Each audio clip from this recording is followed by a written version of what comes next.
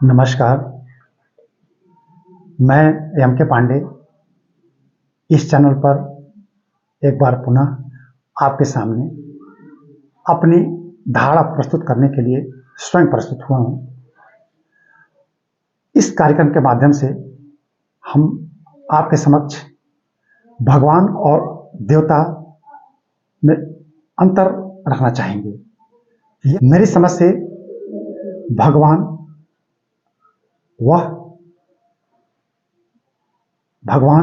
हम उसको मानते हैं जो प्रत्यक्ष सशरीर यहाँ मानव के रूप में उपस्थित हुआ है, जिसने जन्म लिया है और विधाता परमात्मा द्वारा दिखाए गए रास्ते, बनाए गए रास्ते पर इस तरह से चला कि उसने ऐसा उदाहरण प्रस्तुत कर दिया, ऐसा अलौकिक कार्य कर दिया, ऐसा दिव्य, ऐसा भव्य उसका स्वरूप प्रस्तुत हुआ कि वह अनुकरणीय हो गया, सदैव के लिए अनुकरणीय हो गया।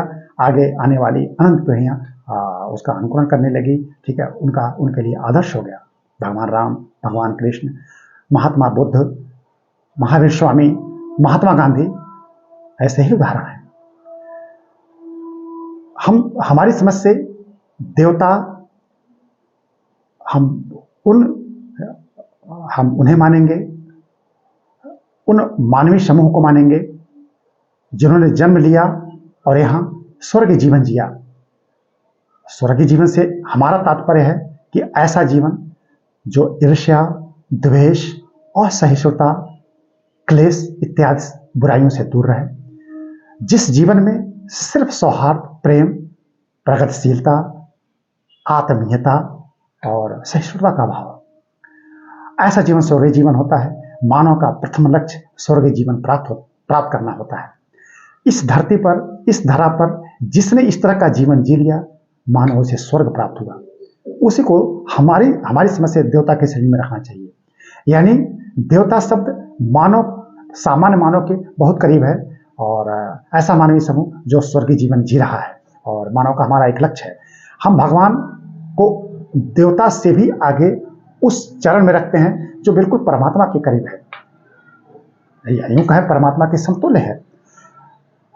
मानव जीवन में मानव का परम लक्ष्य भी क्रमशः देवता, भगवान और उससे आगे मोक्ष की प्राप्ति है। मेरी समझ से मानव जीवन में परम लक्ष्य मोक्ष को प्राप्त करने का क्रमशः यही मार्ग भी है।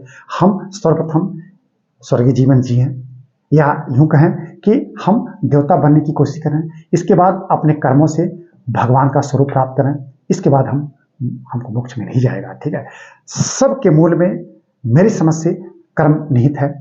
हमको सन्मार्ग पर चलते हुए ऐसे कर्म करने चाहिए जिससे हमको क्रमशः इन सीढ़ियों पर से चलते हुए मोक्ष की प्राप्ति हो सके।